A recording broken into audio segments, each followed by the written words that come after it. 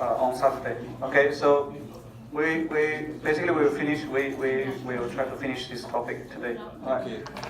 So we will look at this again is related to code security, but this is not the vulnerable code. This is so-called malicious code. So vulnerable code is code written by normal user, so like a programmer, but there is some like bug or vulnerability inside the code. However, malicious code is created by the attacker. So attacker intentionally produce some code that will harm the security of the system. Right. So we will look at some typical types of malware, like virus, Trojan horse, and worms. So these are the big three, right? So we will look at some definitions and then some examples how the malware actually works. So the structure and then how do they prevent detection and so on, right? So basically the malware is some malicious code written by the attacker. So they try to basically either harm the user's computer or collect some sensitive information. So sometimes they may not really damage the computer, but they will try to steal some sensitive information. For example, your username, password, right?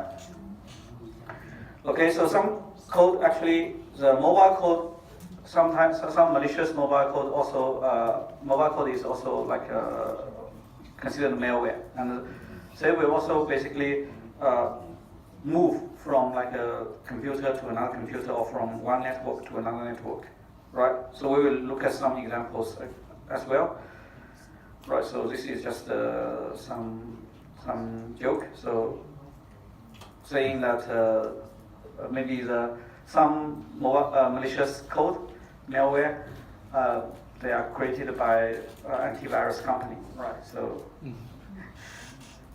All right, so this is just a report from Semantic. So in the reading material, actually you can find some reports. Every year, some security company like Semantic, they will produce some reports to highlight what are the outstanding threats, attacks, or malware. So in recent years, basically the ransomware is a particular type of malware actually. Captured a lot of attention, right? So we will also look at some example of ransomware later. So in particular, in the report, there is a term called a zero-day vulnerability or zero-day attack. So the meaning of a zero-day vulnerability means, or attack means, so we don't have time to prepare. So when we know this kind of vulnerability or attack, actually, many users are already being attacked. So that means we have no time to prepare for the attack. So that's why we call it a zero-day vulnerability or attack. Right, so for the mobile device, actually, although we didn't look at the mobile device security, but the mobile device actually now becomes a major target of the malware. Because for some mobile platform, like Android platform, actually, we can download and install any applications. So in this case, some applications, they may not really perform damage to your system, but they will secretly collect your information. So we call this kind of application grayware, right? So we can still consider them as malware because they collect the user sensitive private information, right? So actually, among all the apps, so many of them actually grayware. They try to track user information, user behavior, and so on. They collect information, user information. Okay. And then the big three big three of three most well-known malware include virus, Trojan horse, and worms.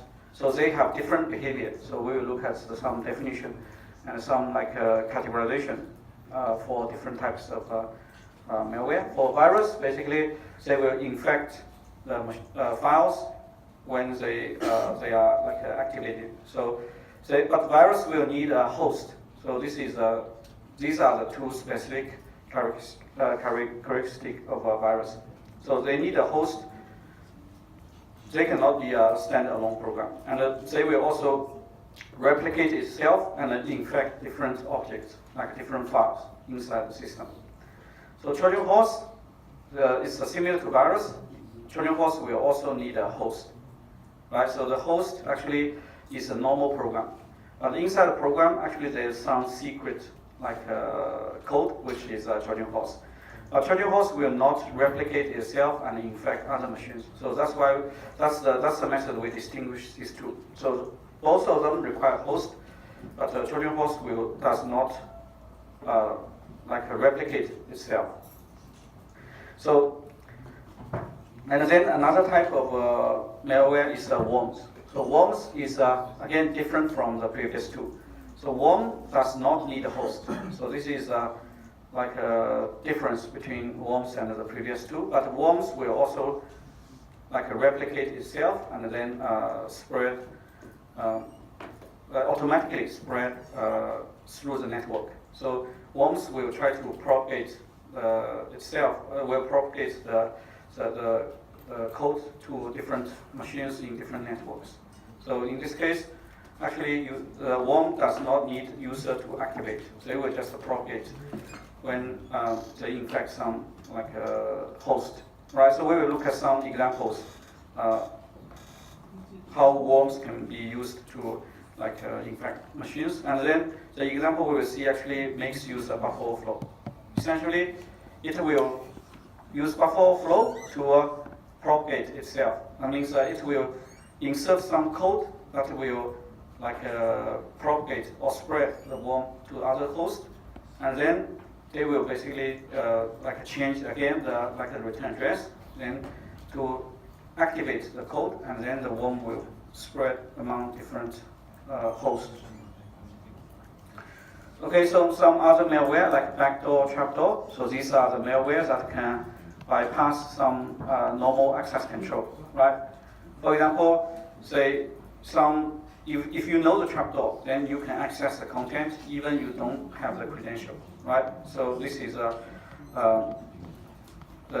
backdoor and trapdoor. And then logic bomb. These are some malwares that will be activated when some event occurs or some condition is met. For example, there are also a lot of news how some insider, some employee of companies, they put a logic bomb inside the company, and then when certain event happens, then the logic bomb will be executed. And then spyware basically they will collect the information and transmit it to the attacker. And then of course like the zombie bot. So this is related to denial service attack. So the zombie basically will try to infect the machines so that they become the part of the botnet. And the keylogger, this can be part of the Trojan horse to collect your keyboard input, right?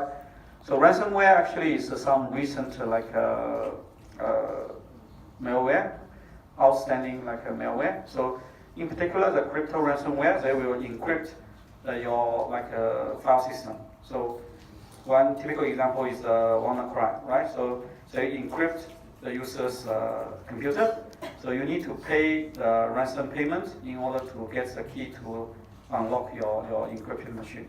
So basically, the attackers they use some very high level security encryption mechanism. For example, they use AES with a very strong secret key, so that even you have a security expert, they cannot decrypt the file, right? So, and then some attacker actually they also do some social engineering. So, for example, this is a fake web page, right? So a fake page basically displayed to the victim. So basically, the attacker pretend to be the police, and they claim that because the user used the machine to do some illegal activity, so the machine is locked. They need to pay the pay the penalty in order to pay the fine in order to unlock the machine. So in this case, actually, this is some sort of phishing, similar as a phishing attack. So they try to fool the user to believe their machine has been used to do something illegal. So in order to unlock the machine, they need to pay the ransom payment, right? So, but actually, this is some page created by the attacker. And then the attackers, for all the ransom payments, they usually don't accept a credit card or like a normal payment, because for such kind of payment, the attacker can be traced. So they require payment in like a digital cash, like a Bitcoin, right? For WannaCry, actually they demand Bitcoin, because Bitcoin actually you cannot find out who is the actual owner of the account. So in this case, they can prevent people from tracing the account. And then attackers also use some other technique. For example, they use the so-called ANIR routing, anonymous routing, to hide their IP address, so that you cannot really trace where the attacker is. So in this case, actually, the ransomware becomes a problem in the last few years.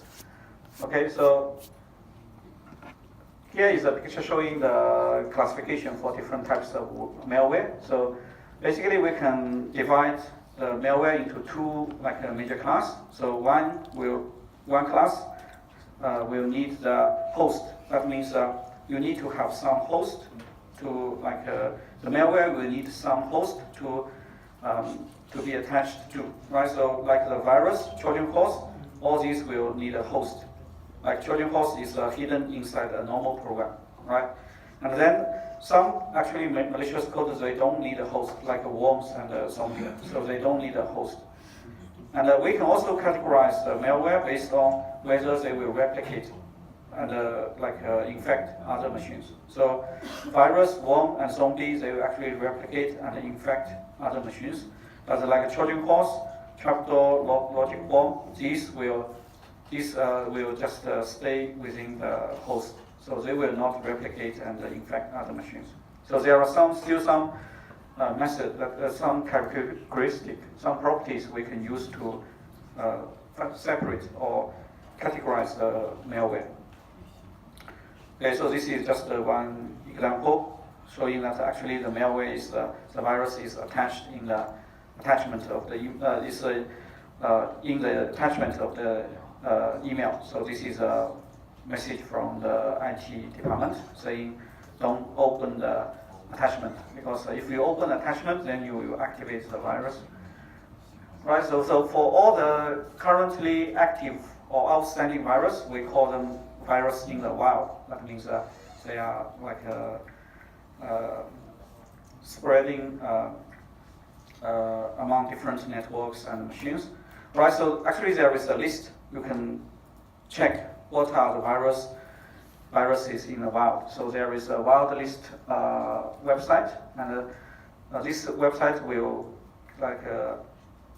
provide a list of currently wild or outstanding viruses, right? So some old virus. So after a while, so one virus may be active for some time. So after a while, then once the antivirus company basically have developed the prescription to defend against the virus, then the virus will become inactive. So we will remove this virus from the list.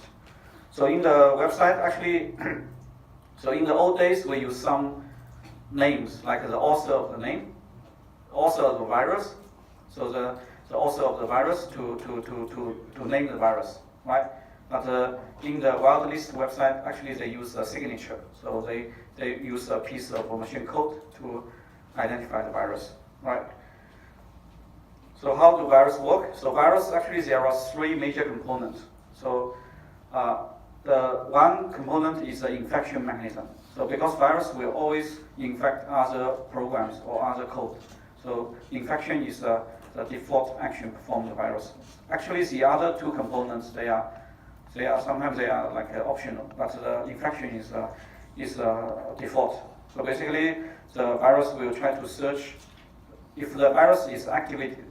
So if the virus is in a dominant phase, that means if it's inactive. For example, if you don't open the attachment, then actually the virus does not do anything. But once you activate the virus, then it will start to infect different objects.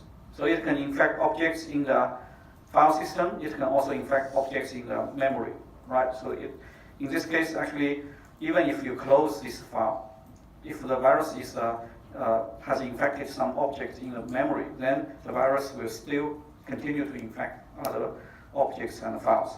All right, so that's why antivirus software, they always start the cleaning from memory.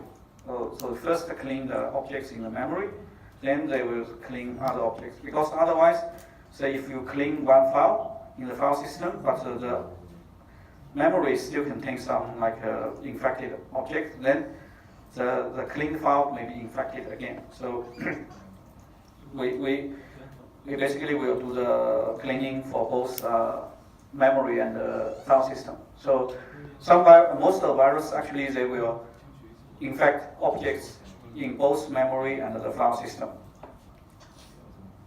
Right. So the infection mechanism is some default mechanism in the virus, and there are some other components like the payload and the trigger.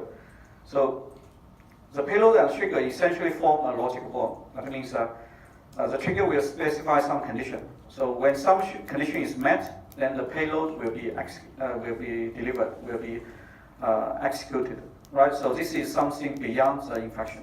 So it can do some malicious activities. For example, it may delete your file. It may maybe create some infinitely many folders or files or dummy rubbish files in your file system and so on. So some virus will try to burn your resource, creating a lot of rubbish files in your system and so on. Okay, so this is now basically the complete structure of the virus. So first it will infect the objects in memory and in file system.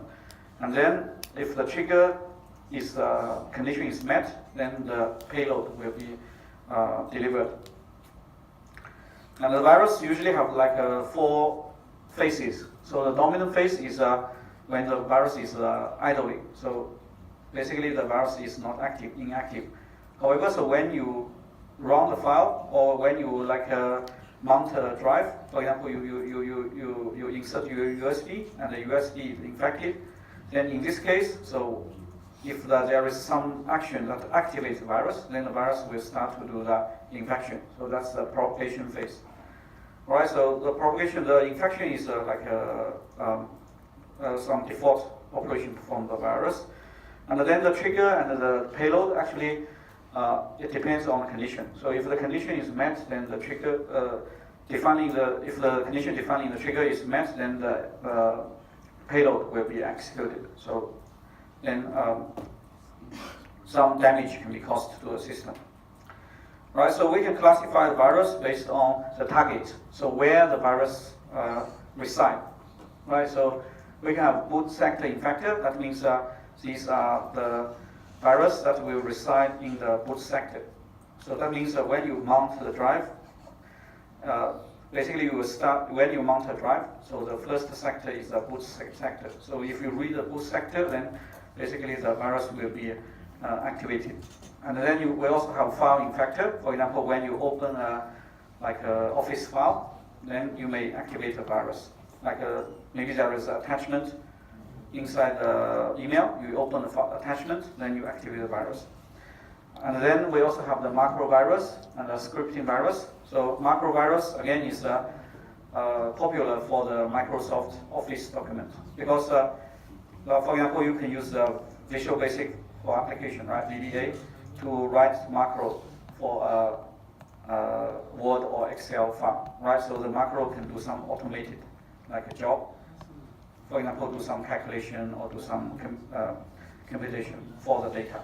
However, so actually the attacker can also use this macro, this functionality to create a virus, right?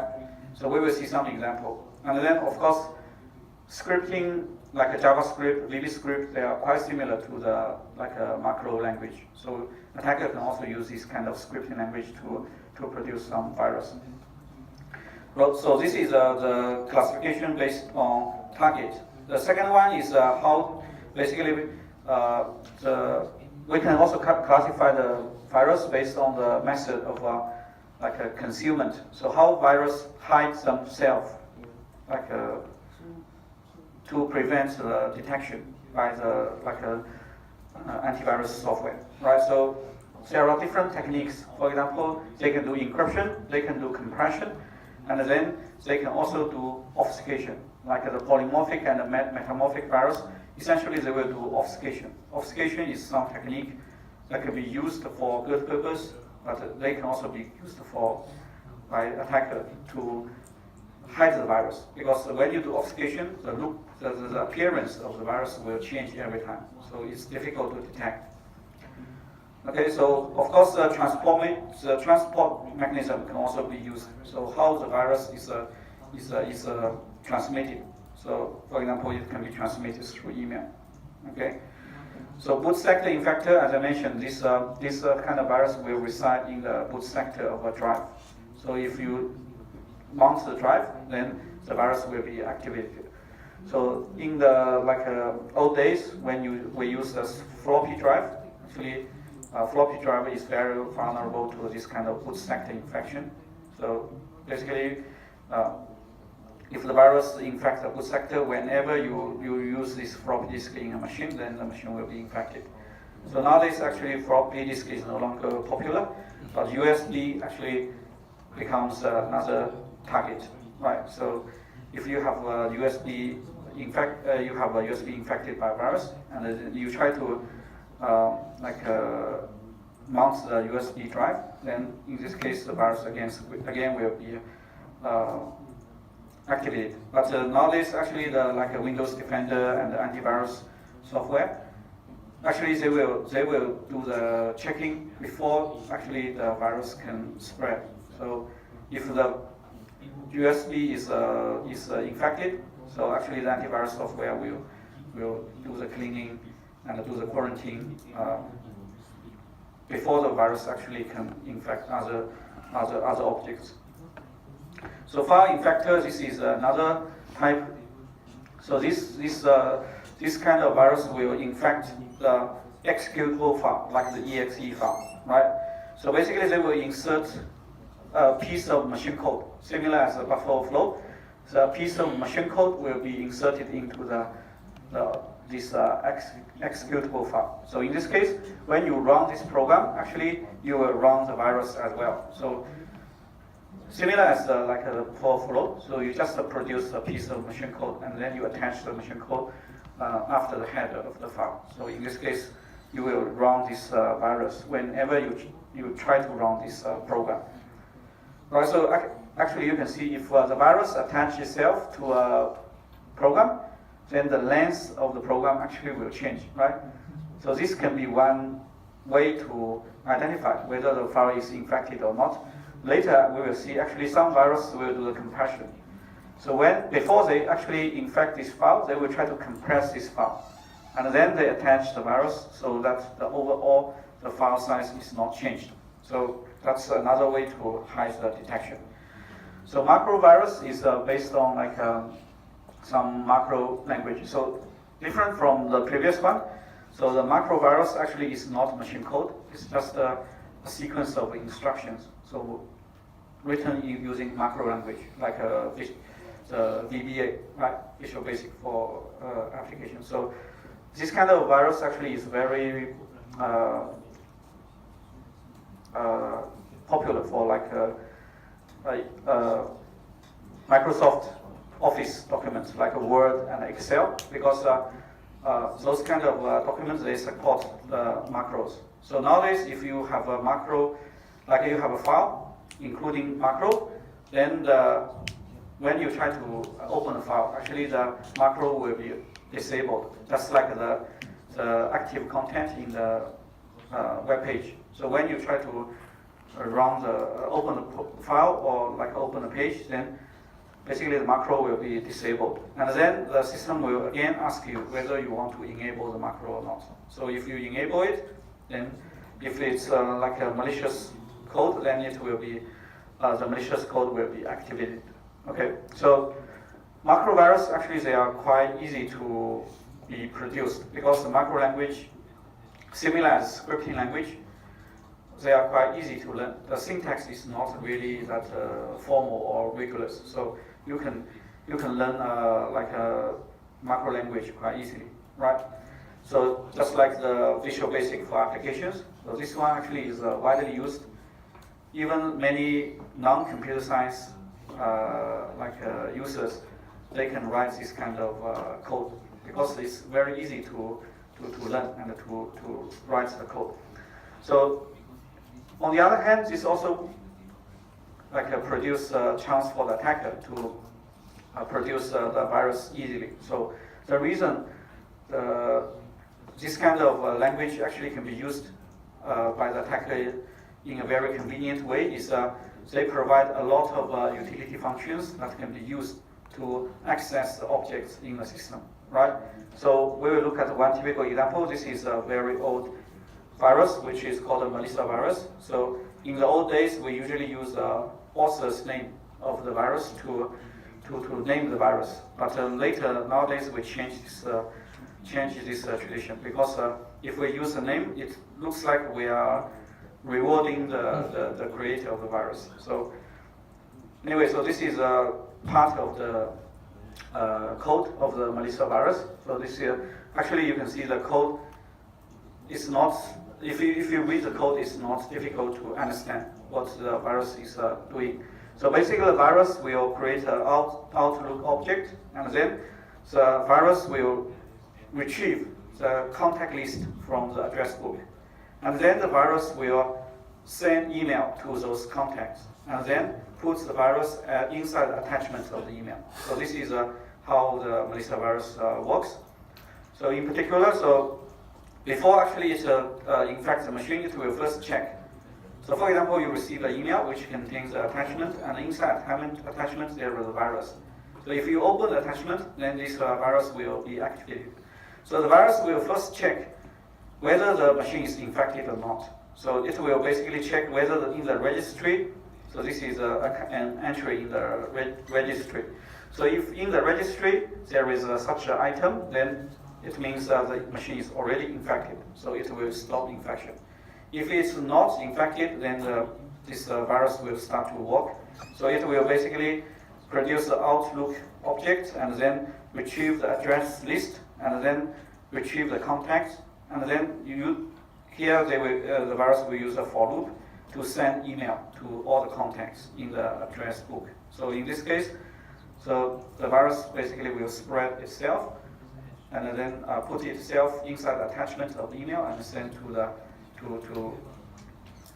different users in the address book. Then if other users, they open the attachment, then machine will be infected, then the address book will again be taken by the virus, and then the virus will send the email to other contacts inside the address book. So this is how the Melissa virus actually works. Right, so similar as a macro virus, we can also have a scripting virus. They look very similar as a macro virus because scripting language, they are also very easy to learn and to write, right? So we will look at one example. So this example is embedded in the HTML file. So this is written in VB script, right? So this this piece of code will traverse all the folders within the file system, and then actually later we will see some variants of this code. Then if you traverse through all the folders in a file system, then you can actually remove some files, you can add some files, or you can modify some files, and so on. So the virus here basically will first check. So it will first check whether you are accessing a local, offline web page or online web page. So if it's an offline web page, that means the page is stored in the local file system. It will start with this prefix, right? If you can find this prefix, that means then you are accessing some local web page. So in this case, basically the virus will get the folder, the parent folder of this file, and then after that it will basically, for example, it can infect other files, or it can delete some files and so on. After that, it will go to the parent folder. And it will go to the parent folder, and then it will try to search like the objects to for infection, and so on. And then after that, it will go to the parent folder again. So it will just traverse from the current folder until the root folder. So in this case, it can basically infect all the objects. All right. So this is how you can see here, similar as a macrovirus. So we can use a lot of functions, utility functions to perform the job. Okay, so this slide explains what is happening. Right, so similar as macrovirus, so if there is active content like VB script, JavaScript inside the web page, nowadays the browser will also give you a warning saying there is active content. Do you want to enable it or not? So if you click yes, then basically you will take the responsibility if the active content actually is malicious. Right, so the previous case, actually the virus just traversed all the folders. But in addition to this basically action, the virus actually can also do some other malicious activities. For example, we can have some modified version. For example, instead of just going through all the folders, it can maybe modify some of the files. For example, it can modify the batch file. So this batch file, if it's modified, when the batch file is executed, then this additional command will be executed, right? So it will basically format the disk. And then you can also basically, for example, create a folder, right? So you can just create a object, and then you can create a folder, right? So in this case, you can put some malicious content inside the file system, right? So you can have different versions. You can also execute a program, right? So basically, you can execute a program, and then, for example, you can even open a shell, similar as in the Buffalo flow, right? So you can open a shell, then you can run different command, right? So in this case, basically, you just open a shell and then run some command inside the shell. Okay, so these are some examples how a virus, what are the targets of the virus. And then the next part is about the method used by virus to hide themselves, right? So virus will try to avoid detection. So if the virus is in a fixed format, so then we can do the detection quite easily because we can extract the pattern, like the machine code. We use the machine code as a pattern, as a signature. Then we can search through the whole system, all the objects in the memory, all the files in the file system. We search this particular pattern. If this pattern appears, that means the file is infected, right? So this is actually what the first generation antivirus software did. So they would extract the virus pattern and then do the search based on the pattern. However, so then of course the creator of the virus, they will try to find some way to bypass this kind of scanning. So one way is to do the encryption. So basically you have a virus, but if you encrypt the virus using a different key every time, then the encrypted virus will look different because you can use every time you can use a new key to encrypt the virus. Then this becomes a different, the virus will have a different appearance, right? So in this case, you can no longer use the pattern of the virus to scan, right? So this is basically one way to prevent scanning. However, so later, actually the second generation, because the first generation would use the pattern, but the attacker now use the encryption to avoid scanning. Basically, now you encrypt the virus and you attach the key and then the decryption code here. So the decryption code basically will use a key to decrypt the virus and then run the virus. So in this case, now the second generation basically will try to detect whether there is any suspicious code, like the decryption code or compression code within a particular file. However, so later actually we will see that now the attacker, they will now even change the decryption code.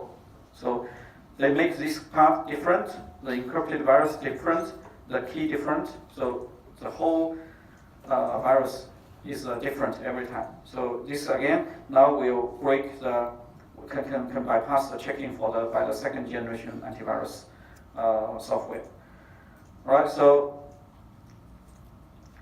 this is basically the one example of encryption. So we try to use a very simple mechanism to encrypt the virus. So the encryption is done by here. So you have a counter. So the counter will every time take 1 byte of the virus, and then you do the encryption. So RA and RB, these are the encryption keys. So you can see the encryption is very simple, and the key is also quite simple. Every time you update the key, increase the value by 1. So because the purpose here is not really to protect the highly confidential information. The purpose of encryption here is just to change the appearance. So you don't need to use a very secure encryption. As far as you can make sure the virus looks different every time, then that's sufficient. So that's why you can simply use, if you use very complex encryption, then the decryption code will be very complicated, very long. So in this case, it's even more difficult to hide the virus. If you use a small piece of code, actually you only need maybe a few instructions to do the encryption and decryption. And besides the encryption, the virus may also do the compression. So the reason is that if you don't do the compression, then you attach the virus to a file, then the file size actually will change. So this can be used for detection. So in order to do that, basically the virus will compress the file first, and then attach itself to the compressed file. Right, so the encryption we saw in the previous slide, actually if we use that encryption, then although the virus looks different, the encryption and the decryption key will also look different, but the decryption code is the same. So we can use the decryption code to identify suspicious files, because this kind of decryption code will not be common in files. If you have some file which contains this piece of decryption code, then this becomes some sort of signature.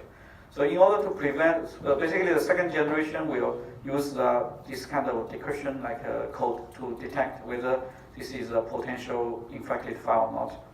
Then the polymorphic virus is to prevent this kind of detection. So it will now change the format of the decryption code, right? Because the encrypted virus will change every time if you use a different key. But the decryption code, you need to also make it different every time. Right, so the method used by the creator of virus actually is so-called obfuscation. Right, obfuscation actually can be used for good purpose. For example, if you have some code you want, or you have some website, you develop some website for some company, for example. So you want to protect your own copyright, right? So you don't want the other people to learn your code. Then you can use obfuscation. Obfuscation basically will try to make your code unreadable, right? So unreadable. So in this case, people cannot do for example, even for reverse engineering. If they do reverse engineering, your code is very complex, and they cannot understand. However, so actually this kind of technique can also be used by the virus, because the purpose is the same. They want to make the antivirus software difficult to identify this virus or decryption piece of decryption code. So one technique that can be used is to just add some dummy operations, right? So this operation will perform no effect, but it will make the code different. So if you look at this piece of code, so this is actually the same piece of code we have seen in the previous slide. So it performs exactly the same operation. However, the program now looks completely different because we add some dummy operations inside. So in this way, so if you just use a decryption code to detect, then you cannot identify this one anymore, because it can change its format every time. So in this case, actually the obfuscation nowadays, there are some automated tools. You give a program, it will automatically convert the program into an obfuscated version, right? So in this case, the new version, every time you actually produce a new version, which is different, but the function is the same. The obfuscated program will perform the same function, but the appearance of the code is completely different. So this is polymorphic virus. And then metamorphic, of course, is a higher order of a polymorphic virus. So in some situation, the virus can just completely rewrite itself, so in a different format. Okay, so maybe some also for different even for different operating system. So you can the virus may rewrite itself. So that's for virus, and then the next part we will look at is Trojan horse. So Trojan horse, we will not look at examples. So we just look at some general concept about Trojan horse. So Trojan horse is something hidden in a normal program. For example, in a game, you may have a keylogger. The keylogger may hide itself in a Trojan horse. The reason is because the behavior of a keylogger can be similar as the behavior of a game. When we play games, actually you also need to use keyboard, right? So the game needs to recognize what your keystrokes, what you have typed on the keyboard, right? So when you play different games, online games, the Trojan horse, the keylogger actually has some similar behavior, right? So keylogger basically will try to record your keyboard input. So in this case, if you hide the keylogger inside the game, so sometimes it's difficult to identify whether this is a game or a keylogger, right? So this is just one example. Okay, so basically in general, the Trojan horse will have two effects. One is the so-called overt effect. So this is the documented effect. For example, the overt effect of this example is a game. So this is a game. But the covered effect is some secret effect. For example, in this case, the keylogger is a keylogger. So, but this is secret. So, from outside, it looks like a game. So that's how the Trojan horse works. So, because this is following the same story, right? So the soldiers hide themselves in a Trojan horse in order to attack the city, right? So there are also some method for the Trojan horse to hide themselves. Of course, the method used by the virus can also be used here. However, so Trojan horse actually, because they hide usually they can hide themselves in a very large piece of program or software. Like a computer game, nowadays computer game, actually if you install computer games, there are maybe millions of files inside the game. They can actually hide themselves among the large set of files. So sometimes actually they can even hide themselves as a text. So they can even stay in the program as text file. Because, for example, if the Trojan horse can simply put itself as a text file, in the source code format. So in this case, if you do the scanning, the antivirus software, if you do the scanning, you cannot detect anything because it's text, it's in source code format, right? So if you scan the source code, you cannot find there is any malicious, there is anything wrong here. But then actually the Trojan horse can compile just and run on the fly. Basically, they can exist in the source code format, but later they can compile them and then compile the source code and then run the code on the fly. So in this case, it's difficult. And in particular, Trojan horse also will not infect other objects. They will just stay inside the software.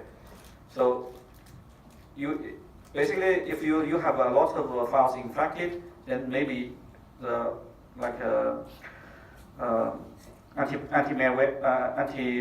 malware software can detect. But if it's just residing inside this normal program, so sometimes also depending on the condition. So you can have a Trojan horse in the dominant phase, but when something happens, for example, when you play the game, now basically the Trojan horse can start to compile the source code and then produce this executable and then try to basically harm the computer, right? So Trojan horse actually can be used in different ways to assist other attack. For example, when you compile the source code, when the Trojan horse actually compile the source code and run on the fly, they may open some port. So if they open some port, in this case, then they can allow the attacker to communicate with this machine with this secret port opened by the Trojan horse, right? So later, actually, after a while, they can just terminate, and then they remain in the source code format. So in this case, it's difficult to scan to find the Trojan horse. And there are different formats that can be used by the attacker. For example, as I said, they may open a port to allow the attacker to connect to this machine, and they may even gain control of the machine, right? So they can also install backdoor program, or they can do the network redirection and so on. So in particular, so Trojan horse is used to implement the so-called rootkit. So if you, it's not specified here. The rootkit basically is something that will basically gain the control of the as a root user.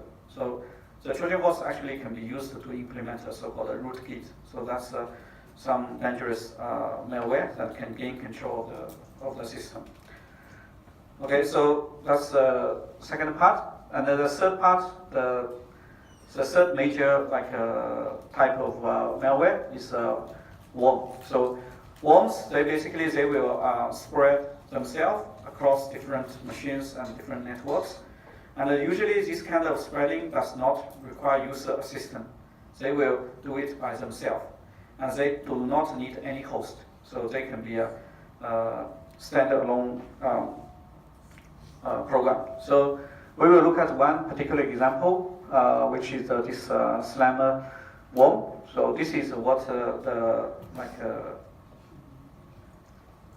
word look like before this worm start to spread. So after 30 minutes, actually you can see almost the whole world were infected by this worm. So the spreading is very fast. So the worms can spread very fast, right? So the growth basically is exponential, right?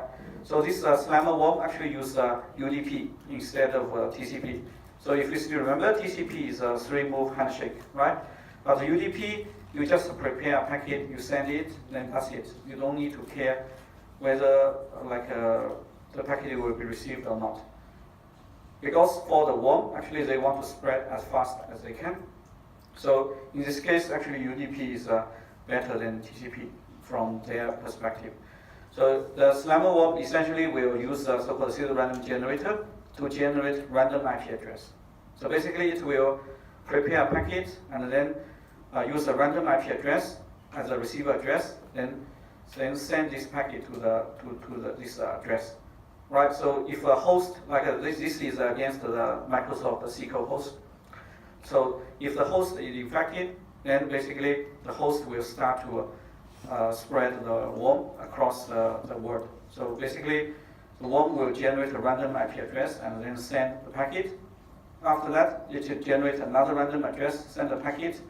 So basically, it does not need to do the TCP, to do the handshake and so on. So it just generate packet, send the packet, then produce another random IP address, send the packet. So it can be very fast. So in this case, basically, if the IP address exists, then the host will be infected. If the IP address does not exist, then this packet will be lost. So, but for the attacker, they don't need to worry, how many packets will be lost, because once the host has been infected, it will start to infect a lot of other hosts. And another host is infected, it will start to again infect a group of hosts. So in this case, the spreading can be very fast. Okay, so we will have a look at how this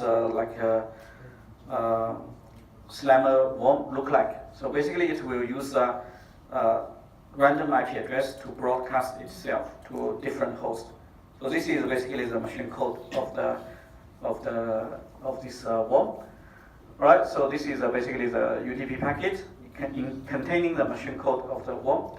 So from this picture, can you identify what kind of technique will be used? Did you see some similar picture before?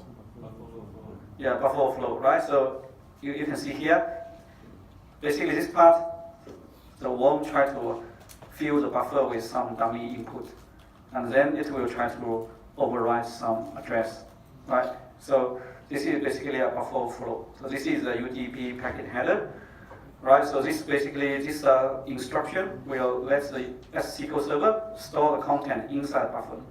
However, so when the SQL server store the content inside buffer, then a buffer overflow actually will happen. So basically the worm will fill the buffer using some dummy input, and then it will override the return address. So now basically the return address is overwritten. The control will be returned to the malicious code here, right? So you can again see something you are familiar with, like 909090, right? So this is a no operation. Basically, if the control return to any of these position, eventually this malicious code will be executed. So the malicious code here is machine code. So this part is the malicious code that will basically prepare the payload for the packet, and then prepare the seed for the pseudo random generator, and so on. So all these are the instructions. All these are the instructions. And then this is the main loop. So basically it will use the pseudo random generator to generate a random IP address, then send this packet to the data address. Because it's UDP, you don't need to wait for the reply. You just send the packet. Then you generate a new random IP address, you send the packet. You generate a new random IP address, you send the packet. So you just use a for loop to broadcast the worm to different hosts, right? So this is a worm based on the buffer overflow. Okay. So buffer overflow actually it can be used to launch different types of attacks, because you can use buffer overflow to do different actions. Right, so these are the big three. So we finished the big three, and then we will look at some other types of malware. So bacteria is a special type of malware. So basically, it will just burn resource. For example, it will just use an infinite loop to create many empty directories inside your computer. So in this case, you have infinitely many directories created in your hard disk. And the logic bomb, actually this is another type, but the logic bomb actually can be part of the Trojan horse or part of the virus. Because if, let's say, in the Trojan horse or in the virus there is a trigger and a payload, then in this case it actually is it contains a logic bomb. When the trigger actually is activated, then the trigger is met, the condition is met, then the payload will be executed. Right, so next part we will look at some defense, so how to defend against the malware. So there are different methods, but overall, so we can summarize several popular methods. So one is basically scanning. I already mentioned that you can use some pattern or signature to do the scanning, right? Or even using the behavior of the code to do scanning. And another type is so-called sandboxing. So this is actually used by many software. For example, even the browser, there are plugins. So you can search, for the browser, there are plugins which will provide a sandboxing environment. So essentially, when you try to browse some web page, actually the browser, if you have this plugin, then it will create a sandboxing environment for the active content. So sandboxing is basically an isolated environment. So in this case, you put the active content in this isolated environment. And then you can basically compare this active content against the database.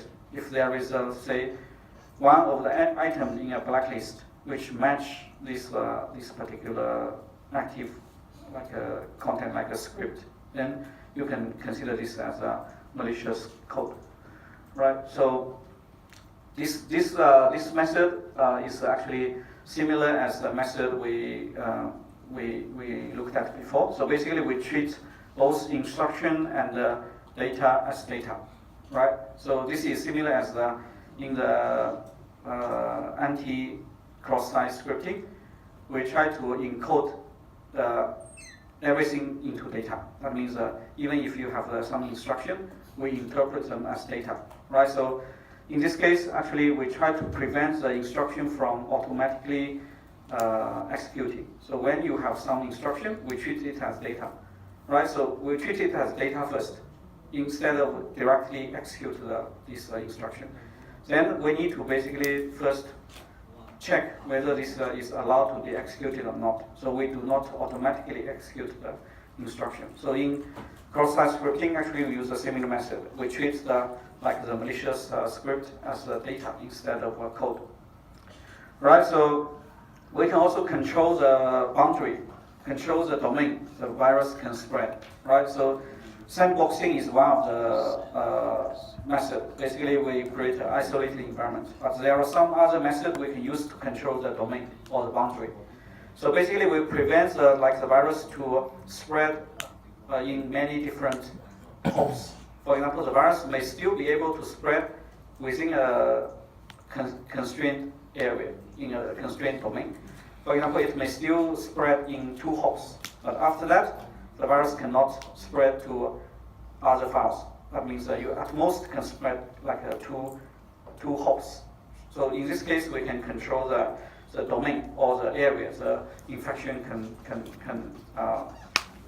occur. Right. So one method is a so-called information flow matrix. Right. So this one is but this one is not really widely implemented by the antivirus software. So in this case, basically we use a so-called flow distance. Flow distance will measure how many hops a particular object is moving. For example, if the virus try to infect another file, that means it copies itself and attaches to another file, then the flow distance will increase. When this infected file try to infect another file, then flow distance will increase again. Then we can set a threshold, say the flow distance cannot exceed a certain amount. In this case, then after you do the infection for several rounds, then the flow distance will reach the maximum. Then you can no longer infect other objects. So this is an example. For example, we can set a threshold for the 3 users. So in this case, suppose one of the users, they have a file which is infected. So this file now, basically this file P is infected. So someone now execute P, then the virus will start to infect another file, say Q, object Q. So then the virus will attach itself to Q. So in this case, actually the file Q will have an increased flow distance. The P will have flow distance 0, but Q now will have flow distance 1 because the virus now copy itself from P to Q. And then someone execute Q, and then the virus in Q try to infect another object. In this case, the flow distance will increase again, because originally it was 2. After the Q is infected, it was 2. It was 1. Then if you try to infect another file, then the flow distance of this third file will become 2.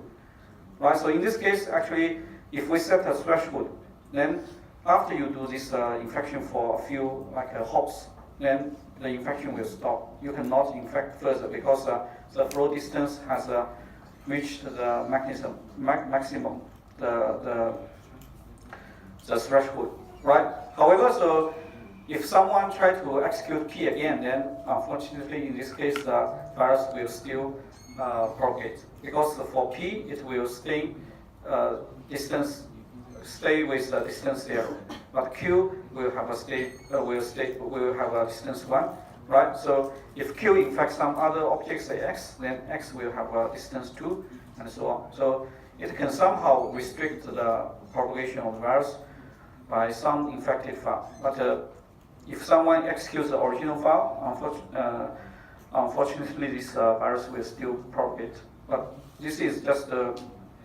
one proposed method. And reducing the right, so this is related to the principle of least privilege. So basically, if you give only the least privilege for the user to run the program, right? So in this case, so if the virus wants to infect a machine, a file, it first need to have the right permission, right? So if you don't have the right permission for a particular file, then you cannot copy the virus to that file, right? So this is the condition, right? So if say I run a program P, and then now the virus tries to attach itself to a file Q. So in this case, first of all, the user who runs this P should have the right permission, have the permission to write to this Q. If the user does not have the right permission, then the virus cannot attach itself to the program Q. Because the program P executed by the user will have the same permission as the user, right? So in this case, if you restrict the privilege of the user, the permission of the user, say the user cannot write to certain files, then unfortunately the virus now basically, for the virus, it's unfortunate that they cannot infect those files because they cannot write to those files, right?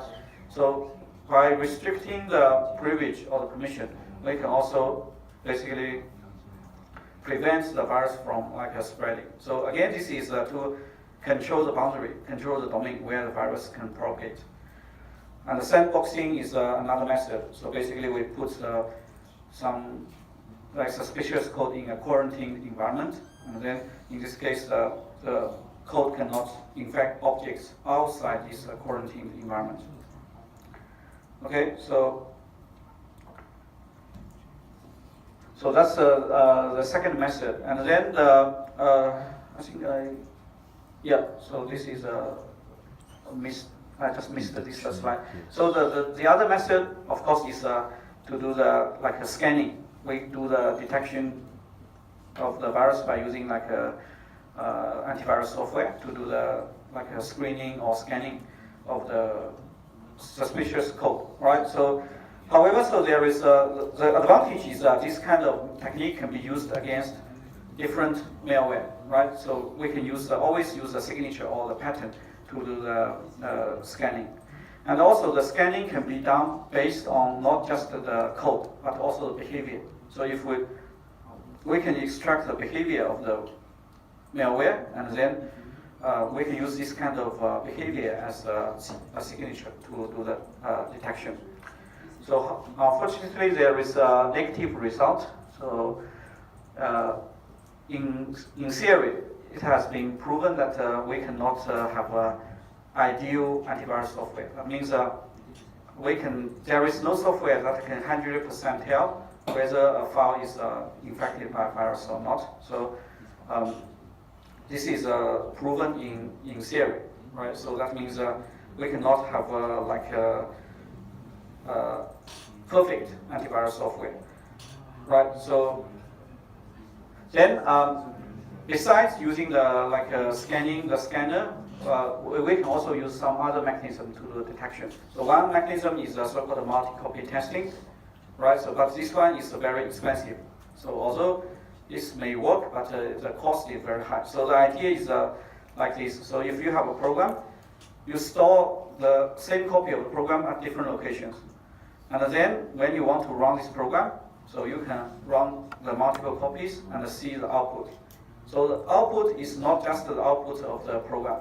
You can look at, for example, what's the memory consumption, what's the running time, and so on. Because if you have some additional code attached, so the memory consumption may be different, the running time may be different, because the virus will run first, then the program will run. So in this case, actually, if you have several copies, and then some copy have a different behavior or output. So in this case, you can identify.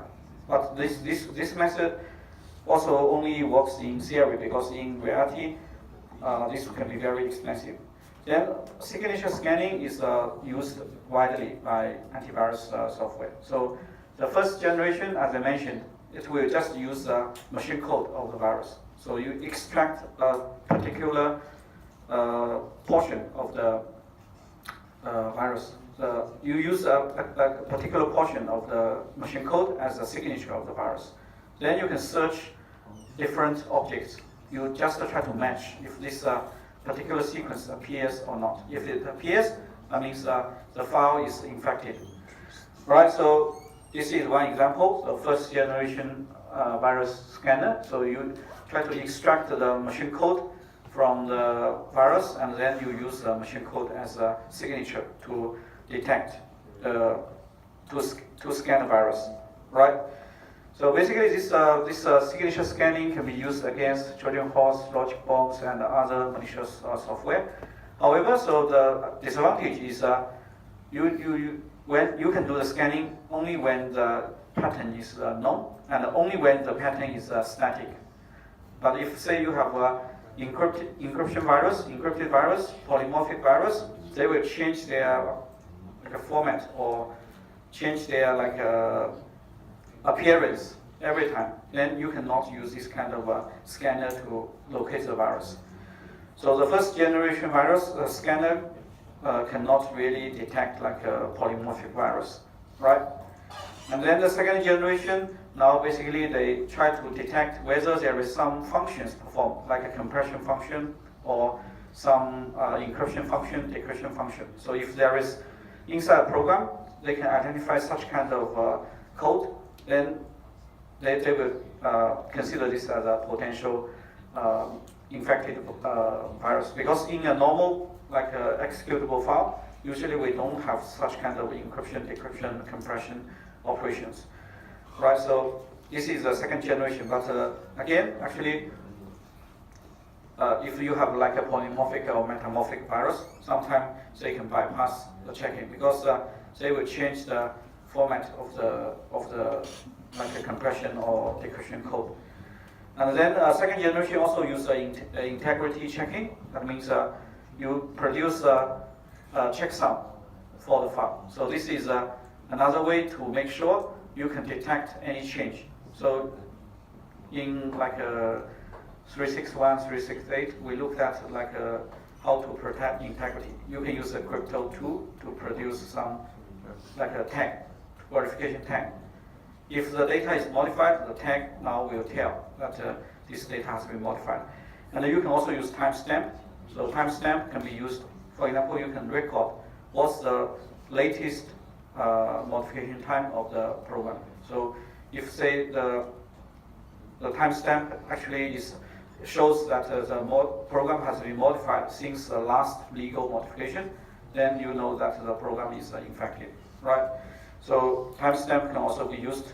So these are like an integrity checking mechanism to detect whether something is wrong or not.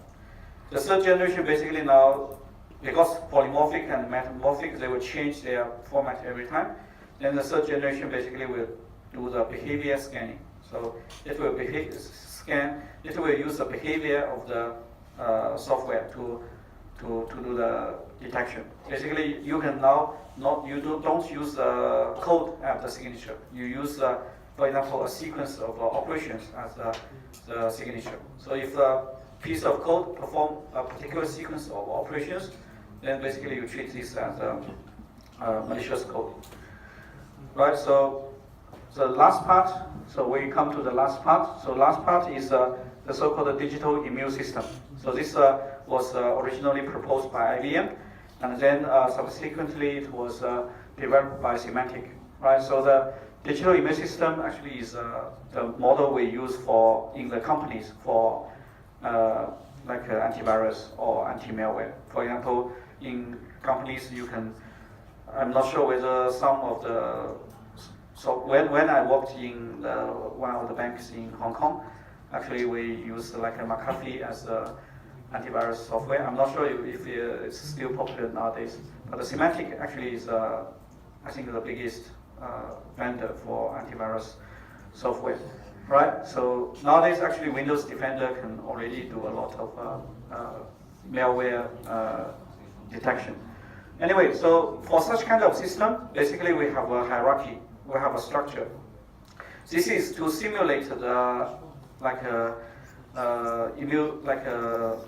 antivirus system in the healthcare system, right? So in the healthcare system, if some new virus is detected, then the virus will be sent to the laboratory for study, and then the vaccines will be developed, and then people will inject the vaccine to prevent the infection of the virus.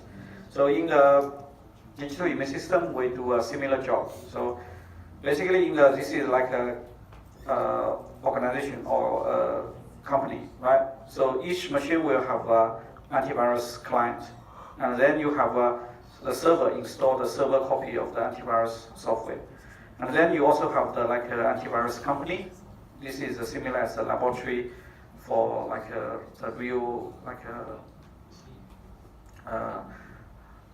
virus in our healthcare system. So the laboratory will study the virus basically for example, in a quarantine environment. So basically, the machines here will monitor all the PCs, servers inside the network, right? So if some virus is already in the database, then this kind of virus actually cannot really harm the computer, because the antivirus client, they will directly detect the virus and then quarantine or delete the virus. However, so if a new virus is developed by some attacker, and some machine is infected, for example, a new virus is infected by one of the employees, and then the employee use a USB at the work, in the office at work, then basically the machine now becomes infected because this is a new virus, right? Brought by the employee into the company. So in this case, so if there is if the antivirus client actually is robust, so in this case it may detect some potential risk,